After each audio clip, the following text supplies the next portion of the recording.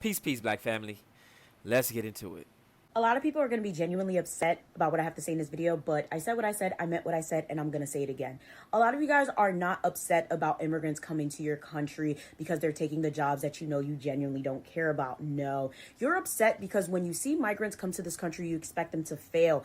But no matter what adversity is thrown in their face, they get the job done. And then the children of these migrants know the same exact grit, okay? They come here from nothing and they always make something. They will get that car, that house, start that business. Meanwhile, you were born here and you have nothing and you are shocked. You are amazed. You are confused. And then you resort to insulting them and saying all of these things because they had handouts. Most of the immigrants I know that came here have come from absolutely nothing and have never accepted handouts. So while you're sitting here talking all of this nonsense about how these migrants literally are taking everything from you, understand that's not going to make your life better. So first and foremost, no disrespect to this sister. I don't know her. I've seen some of her content on social media. I think she's bright, engaging, and she Haitian. So I rock with her.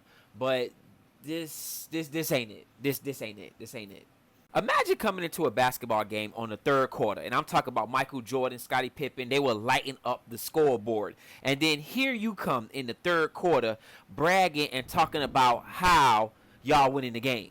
That is essentially what we do as first-generation Caribbean people or first-generation continental Africans when we come here to the United States and talk about the so-called leg up that we have over black Americans when these people have fought for the first and second half of the game.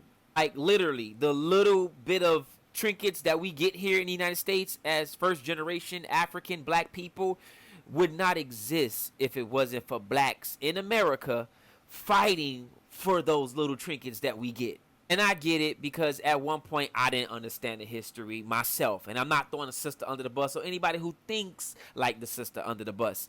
But it's disingenuous. And what really makes it disingenuous is how we talk about the homelands that we come from, and yet we don't recognize that our homelands that we left are not in any better condition. If we're such these smart, great people in the system of racism and white supremacy, our homelands would reflect that.